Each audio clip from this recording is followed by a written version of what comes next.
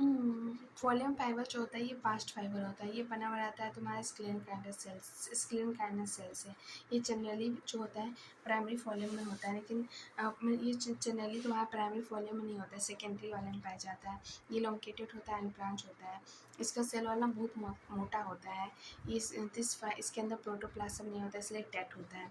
ये जो volume fibre है इससे हम लोग जूट बना सकते हैं, फ्लैक्स बना सकते हैं, हम बना सकते हैं। तो ओवरऑल तुम लोग क्या समझे?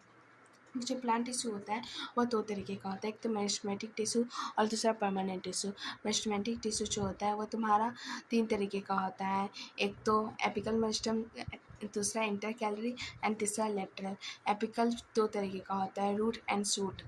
एंड तुम्हारा परमानेंट टिश्यू जो होता है वह 2 तरीके का होता है, सिंपल एंड कॉम्प्लेक्स। सिंपल जो होता है वह 3 तरीके का होता है, पेरेन्काइमा, कोलिन्काइमा, स्क्लेन्काइमा।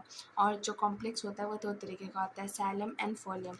अब हम लोग पढ़ेंगे तुम्हारा टिश्यू सिस्टम के बारे में, स्ट्रक्चर कैसा है, लोकेशन कैसा है, इसके बेसिस पे तुम्हारा 3 तरीके का होता है।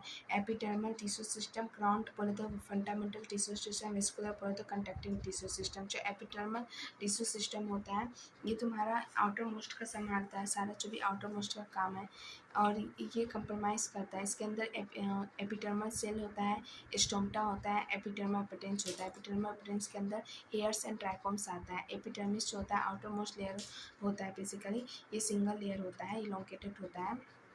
पेरिकाइमल सेल होता है, इस एपिडर्मिस में क्यूटिकल लगा रहता है जो कि थिक लेयर होता है, और ये वाटर क्लोज होने से बचाता है। हालांकि रूट्स के अंदर नहीं होता, क्योंकि रूट्स का तो काम ही वाटर कैप्चर करना।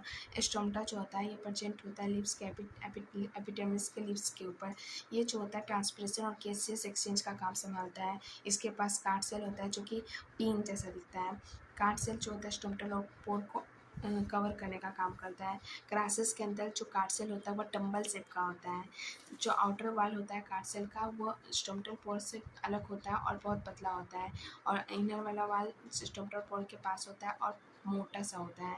कार्ड सेल जो होता है उसके पास क्लोरोप्लास्ट होता है, और ये स्टोमेटा को ओपन एंड क्लोज करवाता है।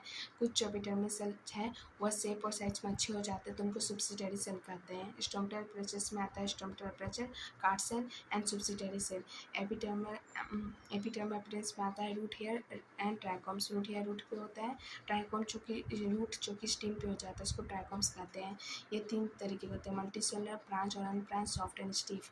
ये सेक्रेटरी का काम करते हैं। ट्राइकोम्स वाटर लॉस नहीं होने देते, ट्रांसप्रेशन करते हैं। क्राउन टिश्यू एपिडर्मिस है, इसको कुछ आगे सबको हम लोग क्राउन टिश्यू कहते हैं। इसमें पेरेन्काइमा, कोलिन्काइमा, स्क्लेन होता है।